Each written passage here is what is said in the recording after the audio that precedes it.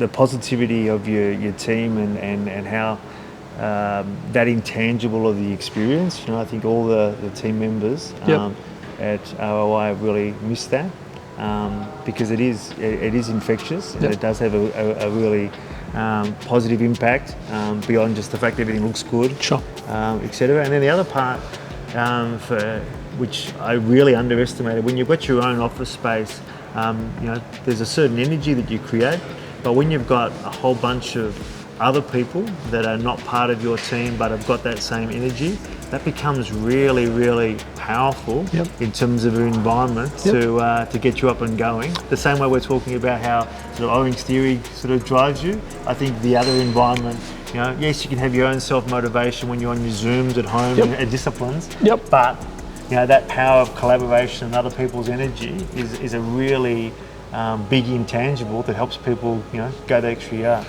I agree. I'm glad you recognize it. I agree. One of the things that really was striking for me when I was in Los Angeles, actually, I was working out of a co-working space, which was the old Google headquarters in Santa Monica.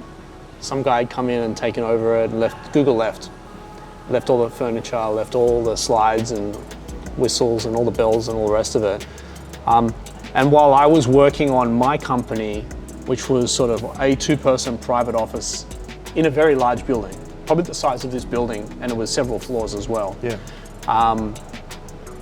What you highlighted there actually motivated me beyond. So while I was hyper focused on my business and selling to my customers and serving my customers and all the rest of it in the business that I was in, which was pet products, what was happening outside my 2-person private office was guys were redefining delivery, DoorDash, or Menulog here, or Uber Eats. That sort of stuff was happening. Uber started in my co-working space in Santa Monica. And then when they grew too big, they actually came back for overflow space.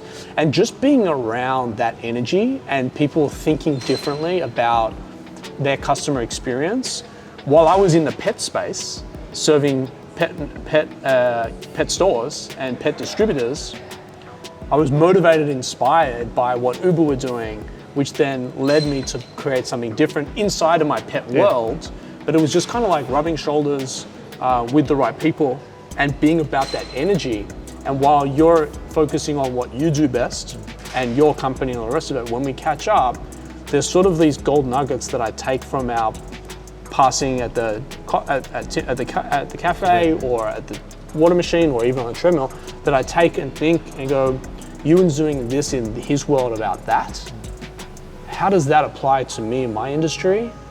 And how can I further develop what I'm doing to create something even more special?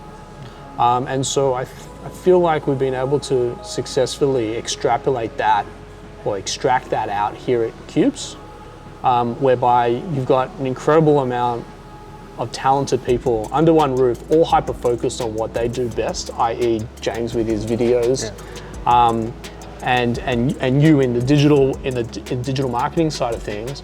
But how can those two worlds sort of like just brush each other very lightly so it's funny. To make a massive impact? So you've described James as the video guy, me the digital guy. What's your label? I feel like I'm the glue.